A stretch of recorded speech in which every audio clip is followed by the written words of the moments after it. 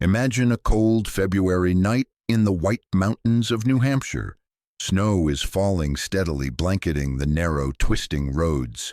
It's dark, the kind of dark where headlights cut sharp beams through the swirling flakes, but the world beyond them feels swallowed whole.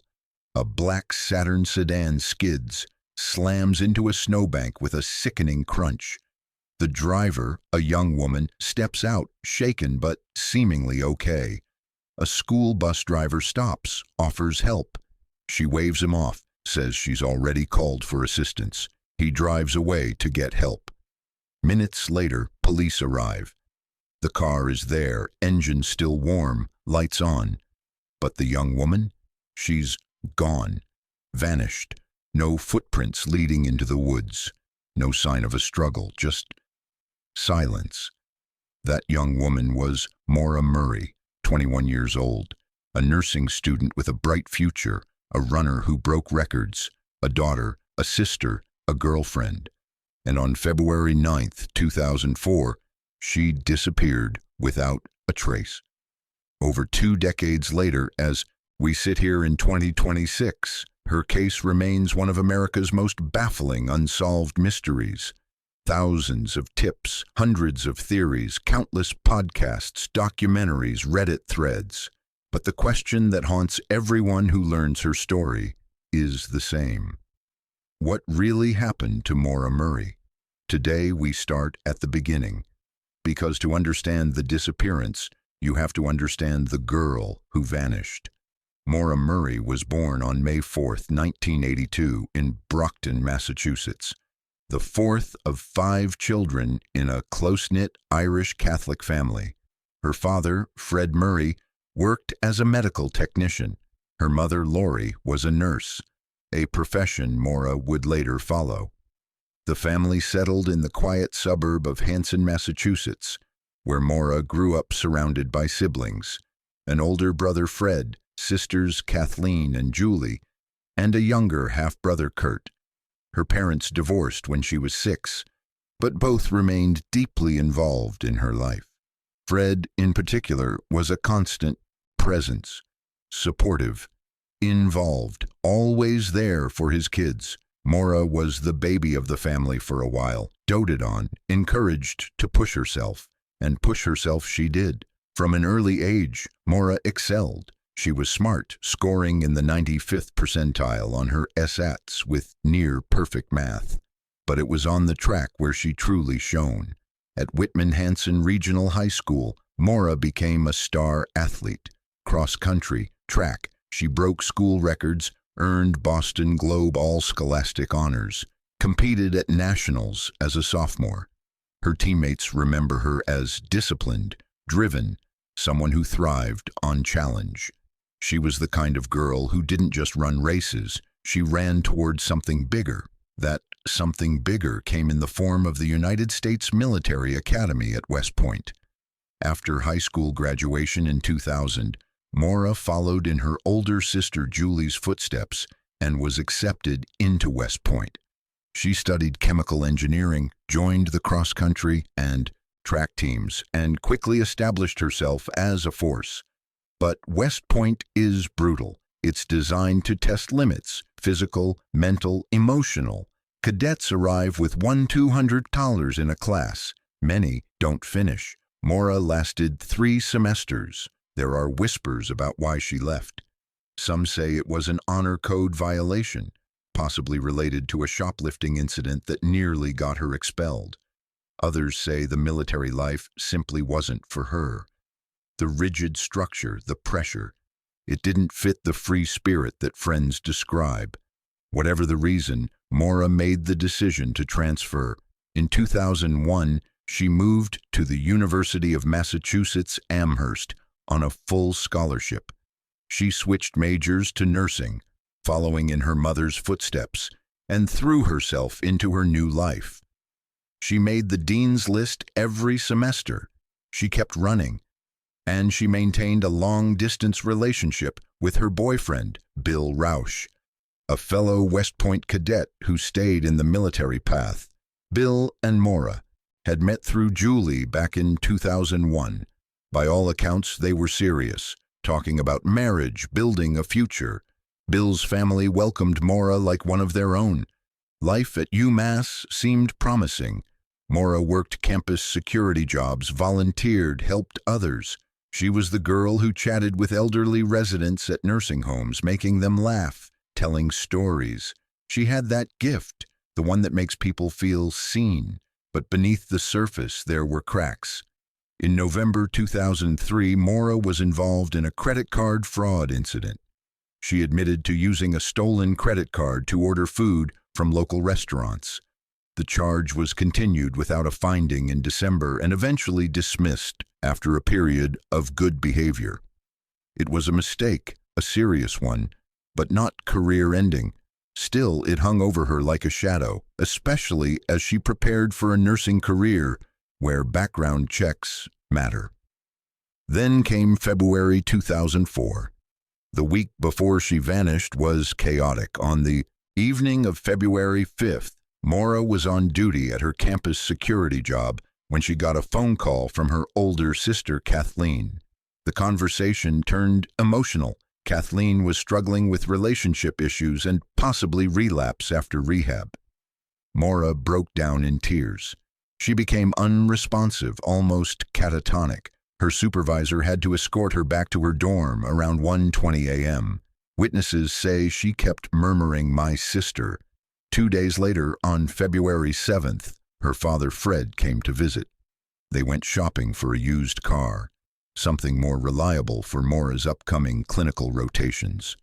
They had dinner with a friend, bought some alcohol for a dorm party.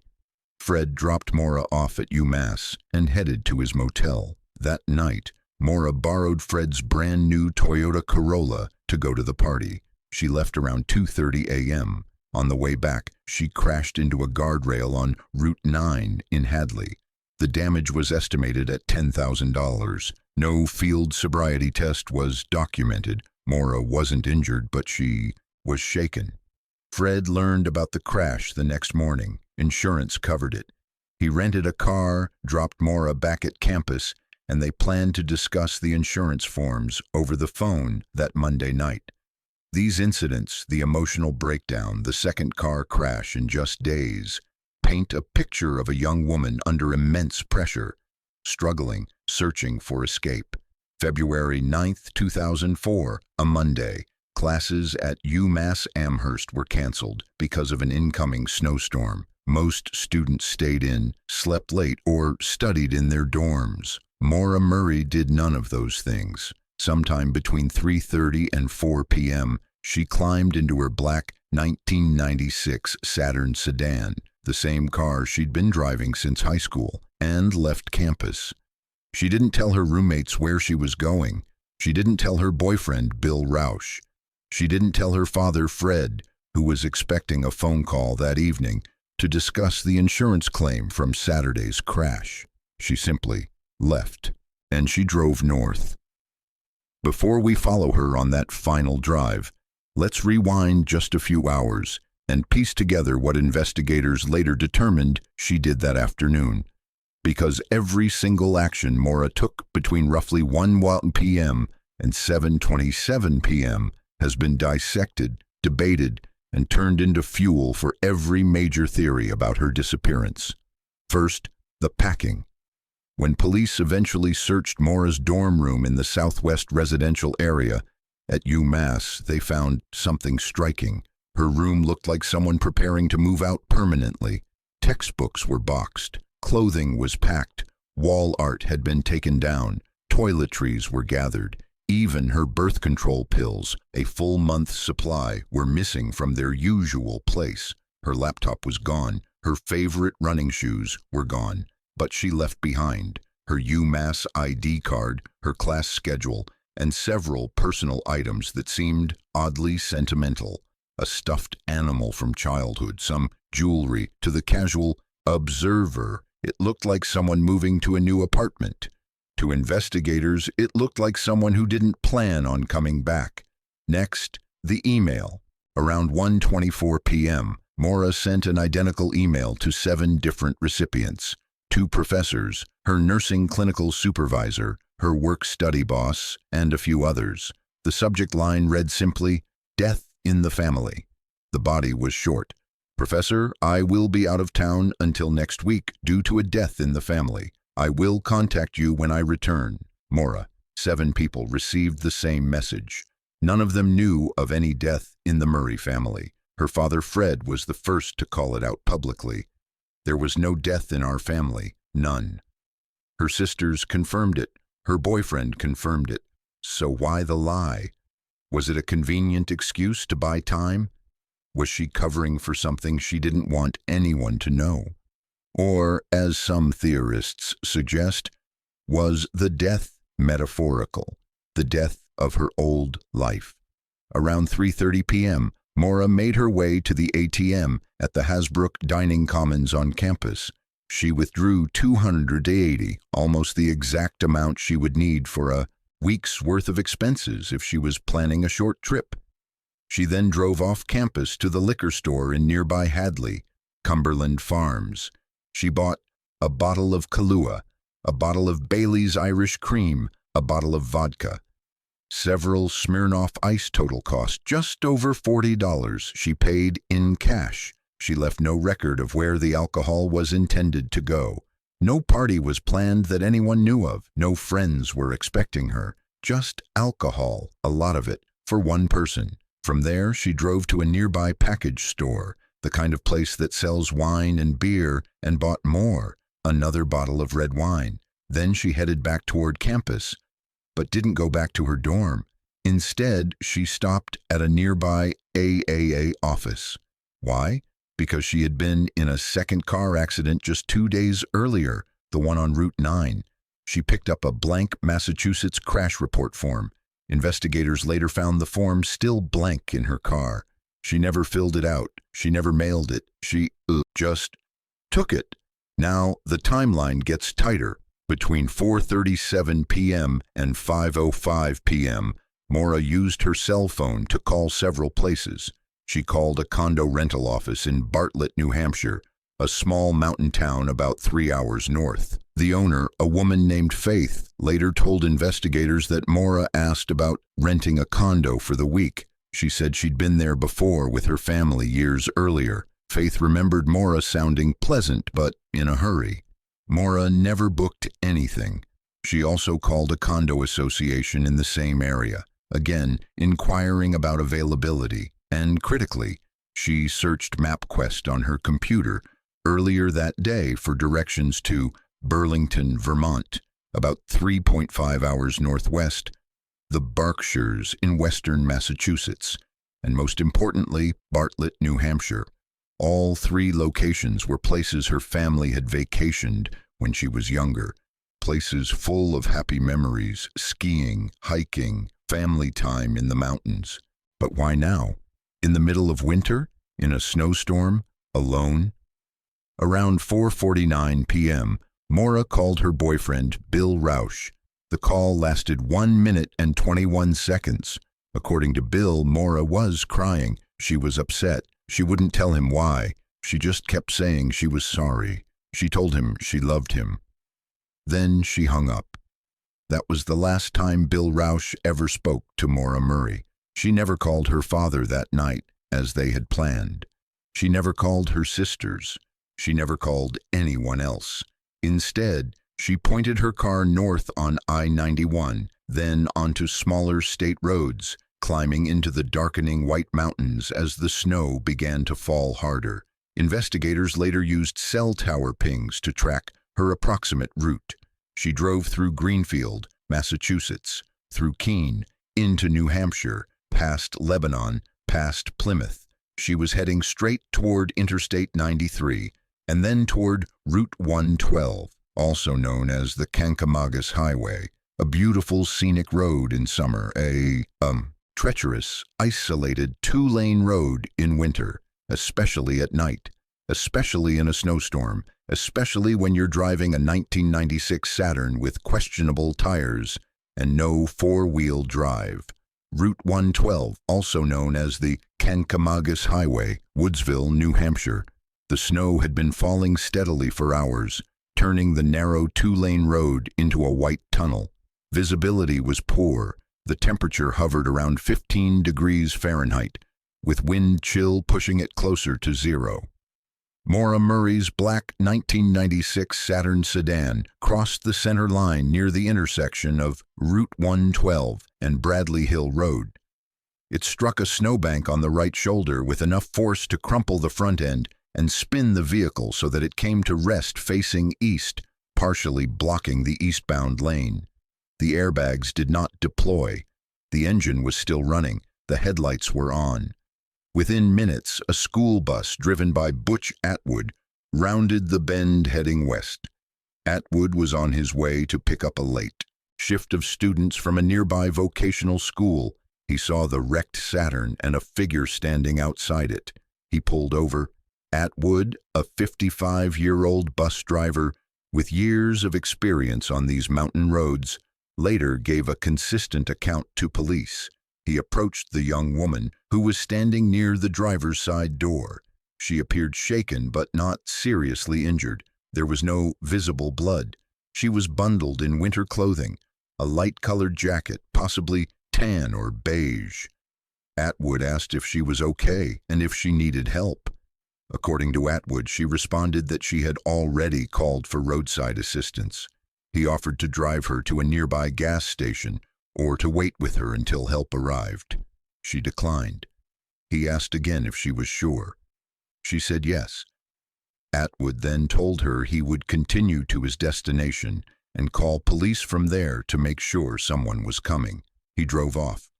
The entire interaction lasted less than 2 minutes. At 7:29 p.m., Butch Atwood called 911 from the Haverhill House nursing home where he dropped off the students. He reported a single-car accident on Route 112 with a young female driver who said she had already called for help. He gave the location and continued his route. At 7:37 p.m., another motorist, a contractor named John Murat, drove past the scene heading east. He later told police he saw a young woman walking eastbound along the side of the road, away from the crash site, approximately a quarter-mile down from where the Saturn was located. He did not stop. At 7:43 p.m., Haverhill police received the dispatch from Atwood's call. Officer Cecil Smith was dispatched to the scene. He arrived at 7:46 p.m., 19 minutes after the crash. What he found has become the single most chilling detail of the entire case. The Saturn was still there, engine warm, headlights on, keys in the ignition, driver's side door unlocked, but Maura Murray was gone. Officer Smith noted several items inside and around the vehicle, a rag stuffed tightly into the tailpipe, a detail that has fueled sabotage theories ever since. Red plastic cups and a box of Francia boxed wine spilled on the back seat. A book on tape, the Da Vinci Code, maps directions printed from MapQuest, a diamond necklace, later identified as belonging to Mora, a pocket knife, a small stuffed monkey, several bottles of alcohol, some broken, some intact, a rag soaked in what smelled like red wine, missing from the vehicle, Mora's cell phone, her wallet, her backpack, which she almost always carried. Any identification. There were no footprints leading away from the car into the deep snow on either side of the road. The snowbanks were high and undisturbed. The woods on both sides were thick and dark. Smith immediately began a search. He walked up and down Route 112 calling Mora's name. No response. He checked nearby homes. No one had seen anything. At 7:55 p.m., Officer Smith requested additional units and a canine team.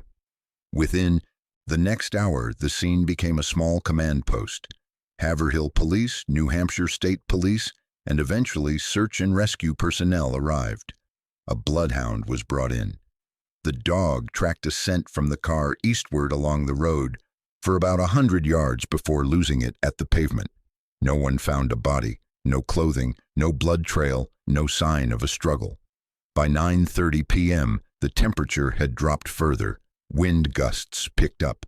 The snow continued to fall. Fred Murray, Mora's father, was at his home in Massachusetts when he received the call from police around 10 p.m.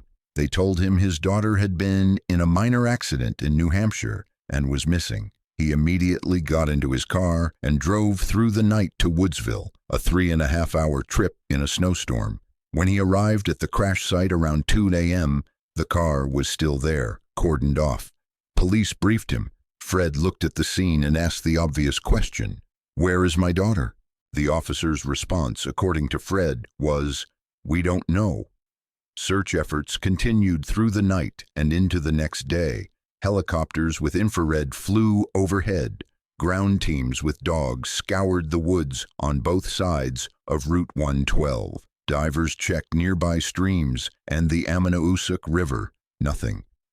On February 10th, the day after the crash, police began door-to-door canvassing in the area. They interviewed residents along Route 112. One neighbor, a woman living about 1/10 of a mile from the crash site, told police she had heard a loud bang around 7:30 p.m. She looked out her window and saw a dark-colored SUV or truck parked near the wreck. She saw a man standing outside the vehicle talking on a cell phone. She could not see the driver of the Saturn. When she looked again a short time later, both the SUV and the man were gone. Police never identified the driver of the dark SUV. Another resident reported seeing a young woman walking along Route 112 around 8 p.m., heading east. The description roughly matched Mora. Dark hair, medium build, wearing a light jacket. But again, no confirmation. By February 11th, the official search was scaled back. The temperature had dropped to single digits. Snow continued to accumulate. Conditions were too dangerous for continued ground searching. The case shifted from active search and rescue to a missing person investigation. Maura Murray had now been missing for 48 hours. Her family arrived in force. Fred, her sisters, Kathleen and Julie, her brother Fred Jr. They set up a base at a local motel and began their own search. They handed out flyers. They spoke to anyone who would listen. They asked the same question over and over. How does a young woman disappear from a crash site in the middle of nowhere, in the middle of winter, in under 20 minutes, with no footprints, no witnesses, and no trace? Investigators had no answer. Theories began almost immediately. Some said she walked off the road into the woods and succumbed to hypothermia. Others said someone picked her up, willingly or unwillingly. A few whispered that she had staged the whole thing and was already far away, starting over. But one detail kept coming back to haunt everyone who looked at the case: the rag in the tailpipe. It was clean, white, and shoved in so tightly it had to have been placed deliberately. Was it an attempt to sabotage the car, or was it something else entirely? And why would Mora, or anyone, do that? By the end of the first week, the disappearance of Maura Murray had gone from a small-town accident to a national mystery. The family held their first press conference. Fred Murray stood in front of cameras and said the words that would echo for decades. "My daughter is missing. Someone knows something. Please help us find her." In those early weeks, the family clung to hope. They believed Mora had survived the crash, walked away from the road for some reason, perhaps disoriented, perhaps looking for help, and gotten lost in the woods. Hypothermia sets in fast at those temperatures, but they hoped she had found shelter, a cabin, a shed, someone's garage. The New Hampshire Fish and Game Department, the state police, and volunteer search and rescue teams did multiple sweeps over the following months. Cadaver dogs, ground-penetrating radar, divers in the nearby Ammonoosuc River and smaller streams. Nothing, no clothing, no backpack, no body. As spring melted the snow in 2004, the family and investigators returned to the area. They searched wider radii. They followed up on every tip that came in. There were hundreds. A woman in Vermont claimed she saw Mora at a gas station days after the disappearance. A hunter said he found a woman's shoe in the woods. a truck driver reported picking up a hitchhiker, matching her description near Lincoln, New Hampshire.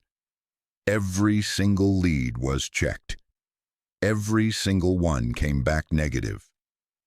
By the summer of 2004, the official investigation had shifted into cold case territory, but the Murray family refused to let it go cold. Fred Murray hired a private investigator.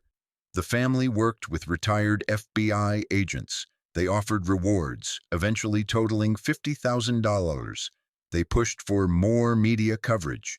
In 2006, Oxygen Network aired a special on the case. In 2017, they launched a full 6-part docuseries called The Disappearance of Maura Murray, which brought renewed attention and thousands of new tips.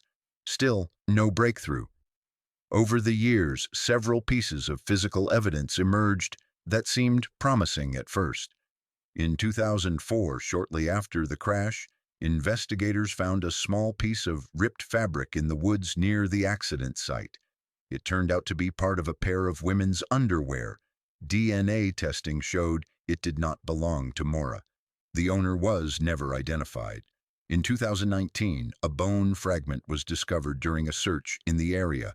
The family held their breath. It was sent for DNA analysis. Results came back in 2021. The bone did not belong to Mora.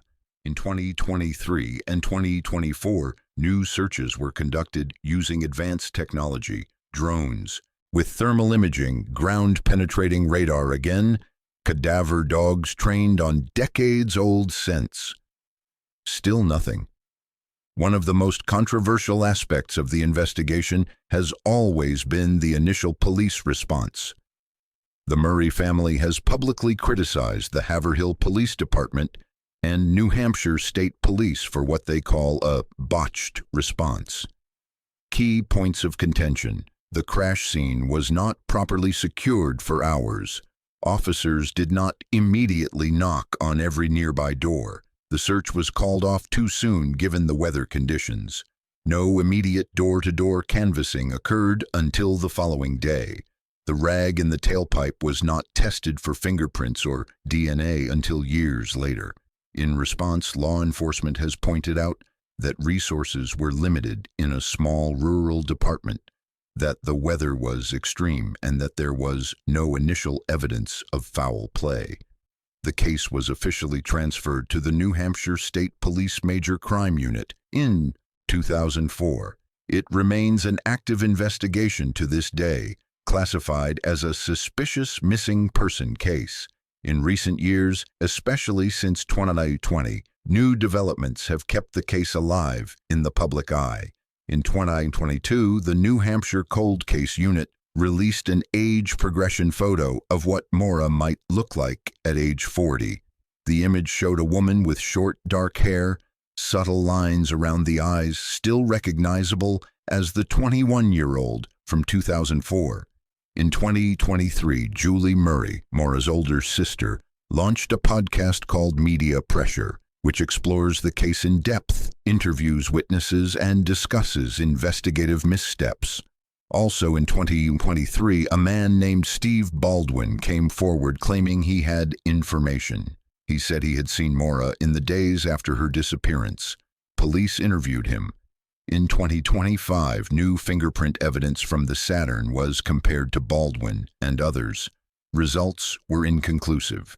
The family continues to push for answers. Fred Murray, now in his 70s, still drives to New Hampshire regularly. He still walks the same stretch of Route 112. He still believes someone knows what happened. Julie Murray has said publicly that she believes her sister was the victim of foul play. She points to the rag in the tailpipe, the dark SUV seen by a neighbor, the lack of footprints, and the fact that Mora's backpack and cell phone were never found as evidence that she did not simply walk into the woods and perish. Other family members remain open to multiple possibilities. The official position of law enforcement, as stated in press releases as recently as 2025, is that the case is still open and active. Tips are still welcomed. The reward stands. But after more than 22 years, the central question remains unanswered. What happened in those 19 minutes between Butch Atwood leaving the scene and Officer Cecil Smith arriving? How does a young woman disappear from a well-traveled, though rural highway in winter with no trace? Theories have multiplied over the years. Some are grounded in evidence, some are wild speculation. But before we dive into those theories, we need to look at the one thing everyone agrees on. Maura Murray was under enormous pressure in the weeks leading up to February 9, 2004. She was facing potential academic consequences from the credit card incident. She had just totaled 2 cars in less than a week. She had a major emotional breakdown over her sister's struggles. She was in a long-distance relationship that, by some accounts, was showing signs of strain. And yet, she was also planning for the future, clinical rotations, nursing school, a life ahead. So why did she pack up her dorm room? Why the fake death in the family email? Why the alcohol? Why the drive north into a snowstorm? Was she running away? Was she running towards something? Or was she simply trying to escape for just a little while? More than 22 years have passed since Maura Murray disappeared on Route 112, and yet the case refuses to die. It lives on Reddit threads with tens of thousands of comments. It fuels podcasts that release new episodes every month. It drives annual searches, new documentaries, and fresh tips that still trickle into the New Hampshire cold case unit. The reason this mystery endures is simple. No single explanation fits all the facts perfectly. Every theory has strengths. Every theory has gaping holes. Here are the 4 major theories that have dominated discussion since 2004. We'll examine the evidence for each, the arguments against, and where the case stands in 2026. Theory 1. Voluntary disappearance. She chose to vanish. This is the theory that Maura Murray deliberately planned to disappear and start a new life somewhere else. Proponents point to the packing of her dorm room. Textbooks boxed, clothes gathered, birth control pills taken, laptop gone. It looked like someone moving out for good, not someone heading out for a short trip. The death in the family. Emails sent to 7 people bought her a week of time. Enough to get far away before anyone started asking questions. The alcohol purchases, vodka, Kahlua, Bailey's, wine, Smirnoff Ice, could have been for a celebration of her new beginning. The destination, Bartlett, New Hampshire, was a place tied to happy childhood memories with her family. Some believe she may have intended to rent a condo there as a temporary hideout before moving on, perhaps to Canada, only a few hours north, or elsewhere. Her history adds fuel. The credit card fraud incident in 2003, the 2 car crashes in 1 week, the emotional breakdown over her sister's problems, the long-distance strain with Bill Rausch. Taken together, some argue she was at a breaking point and decided to walk away from everything. She had no criminal record that would prevent her from starting over. She was intelligent, resourceful, and athletic, capable of surviving on her own. The biggest piece of supporting evidence: no body has ever been found. In 22 years of searching the White Mountains, an area that has yielded remains in other cold cases, nothing. Counter-arguments are strong, however. Mora left behind items that seem inconsistent with a planned escape. Her UMass ID, class schedule, sentimental childhood stuffed animal, jewelry. Why take birth control but leave those? She called her boyfriend Bill just before leaving, crying and saying she loved him. If she was running away forever, why make that call? Her family insists she would never abandon them without a word, especially her father Fred, with whom she was extremely close. And finally, how does a 21-year-old nursing student with no known survival training disappear so completely in a rural area with no cell service, no money beyond the $280 she withdrew, and in the middle of a New Hampshire winter? Theory 2. Foul play. Someone took her. This is the theory most strongly endorsed by Mora's family, particularly her sister Julie and father Fred in recent years. They point to several suspicious elements. The rag stuffed tightly into the tailpipe. It was clean, white, and deliberately placed. Was it sabotage? Did someone tamper with her car earlier that day, forcing her to crash? The dark-colored SUV or truck seen by a neighbor shortly after the crash. A man was standing outside it on a cell phone. Then both he and the vehicle disappeared. Who was he? The lack of footprints in the deep snow. If Mora walked away, there should have been tracks. If she was carried or forced into another vehicle, there would be none. Her backpack, cell phone, and wallet were never recovered. If she died of exposure nearby, those items should have been found. The ripped underwear found near the scene did not match Mora's DNA. Whose was it? Proponents also note the area's relative isolation. Route 112 is quiet at night, especially in winter. A passing motorist with bad intentions could have stopped, taken her, and driven away before police arrived. Some have speculated about a tandem driver, someone following her or meeting her there. Mora's phone records show no unusual calls that day, but cell service was spotty. Recent developments have kept this theory alive.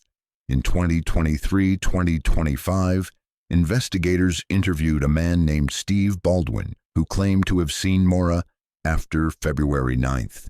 Fingerprint comparisons from the car were run in 2025, though results were not publicly conclusive. The family has repeatedly said they believe Mora was abducted.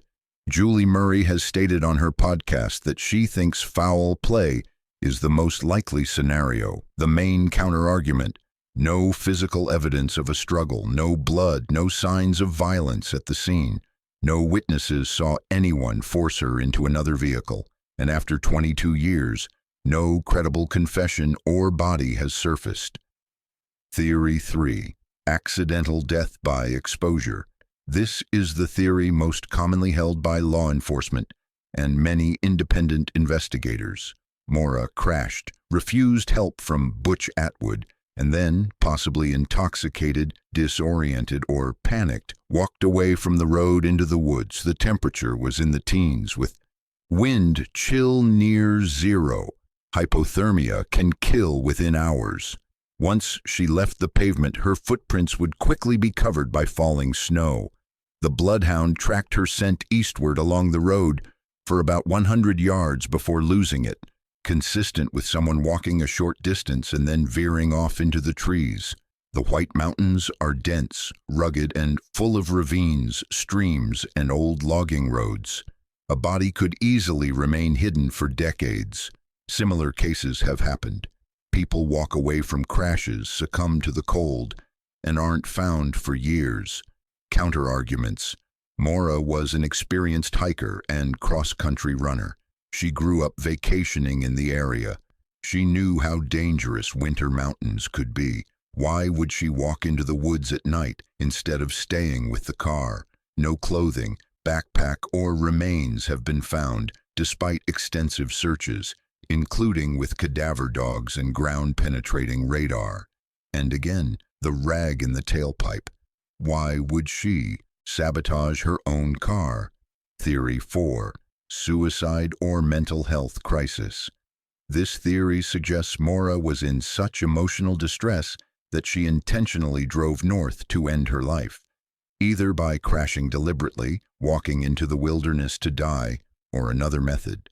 Supporters point to the recent car crashes, the credit card incident, the emotional breakdown over her sister, the long-distance relationship stress, the packing up of her room, the fake email.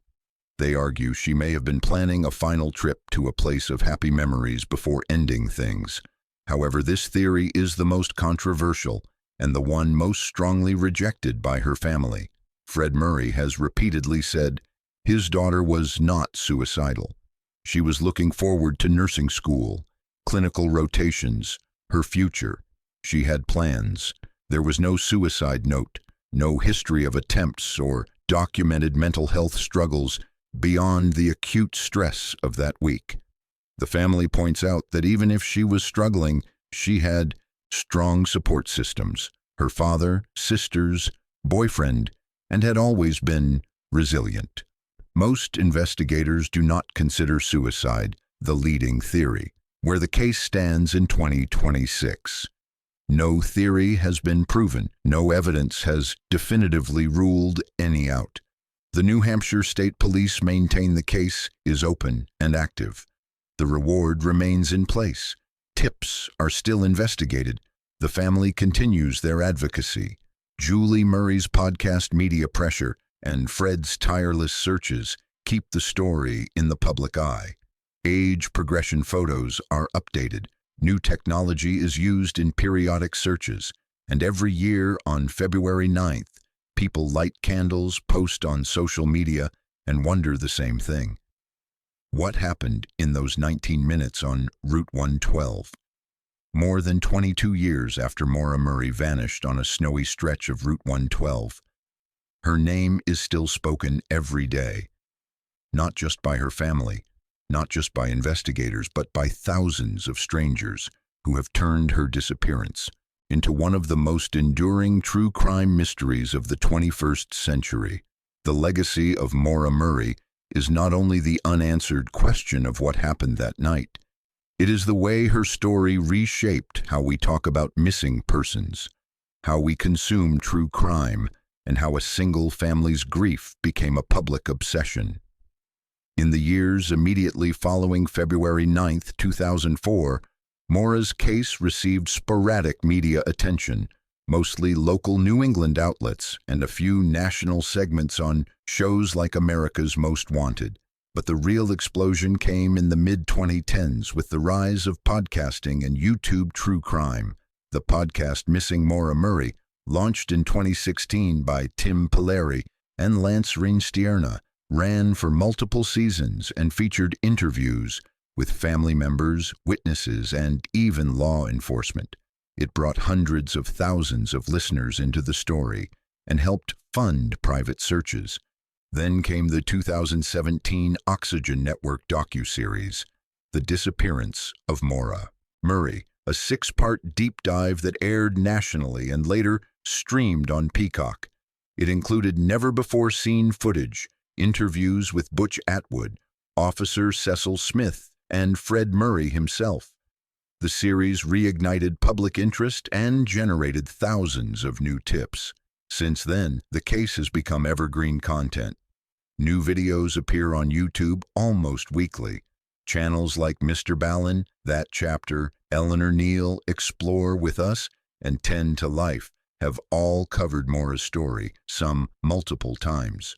Reddit's R. Maura Murray subreddit has over 70,000 members who continue to analyze every detail, from the rag in the tailpipe to the last phone call with Bill Rausch. The case has inspired documentaries, books, including Fred Murray's own account, blog posts, and even academic papers on media ethics in true crime. It has become a textbook example of how digital sleuthing can both help and hinder an investigation, crowdsourcing tips while sometimes spreading misinformation and harassing innocent people. For the Murray family, this legacy is bittersweet. The attention has kept Maura's name alive. It has pressured law enforcement to keep the case active. It has brought in donations that funded searches, private investigators, and reward money, but it has also come at a tremendous cost. Fred Murray has spent more than 2 decades driving back and forth to New Hampshire, walking the same stretch of road, talking to the same residents year after year. He has said publicly that he will never stop looking. In interviews as recent as 2025, he still sounds hopeful, still believes someone will come forward. His daughters, especially Julie, have taken on a more public role. Julie's podcast Media Pressure, launched in 2023, examines not only her sister's disappearance, but also the broader issues of how media and online communities handle missing persons cases. She speaks candidly about the pain of seeing speculation about Maura's mental health, the rumors about her relationship, the endless armchair detective theories. Julie has also used TikTok and Instagram to share age progression photos, remind people of the reward, and call for tips. She has said repeatedly that she believes her sister was the victim of foul play and that the family will never accept the idea that Mora simply walked into the woods and disappeared forever. The rest of the family, Kathleen, Fred Jr., and others, support the efforts quietly but consistently. They all continue to hold out hope even as the years stretch on. As of January 2026, the official status of the case remains unchanged, open and active. The New Hampshire State Police Cold Case Unit still lists Maura Murray as a priority case. The reward, $50,000 for information leading to her location or the arrest and conviction of anyone responsible, still stands. The FBI tip line is still open. Periodic searches continue. In 2024 and 2025, teams used drones with thermal imaging, advanced ground-penetrating radar, and cadaver dogs trained to detect decades-old decomposition. They have focused on areas suggested by new tips and revisited old search zones with better technology. No major breakthroughs have been announced, yet the family refuses to let the case fade into obscurity. Every February 9th, they mark the anniversary with public statements, candlelight vigils, both in person and virtual, and renewed calls for information. They remind people that Mora would now be in her early 40s, a woman who might have a career as a nurse, perhaps a family of her own, perhaps still running trails in the mountains she loved. They ask the same question they've asked since 2004. If you know something, anything, please come forward. The disappearance of Maura Murray is more than a mystery. It is a reminder of how fragile safety can be, even on a quiet road in a beautiful place. It is a reminder of how grief can stretch across decades without resolution. And it is a reminder that sometimes the most ordinary people become the center of the most extraordinary stories. We may never know exactly what happened in those 19 minutes on Route 112. We may never find Mora, but as long as people keep talking about her, as long as her family keeps searching, as long as someone out there carries the truth, she is not forgotten. And that matters. If you have any information about the disappearance of Maura Murray, please contact New Hampshire State Police Cold Case Unit 603-271-2663 FBI Tips, tips.fbi.gov, or the Murray Family Tip Line through their official channels. Thank you for listening to this series. Mora's story is unfinished, but it is not over.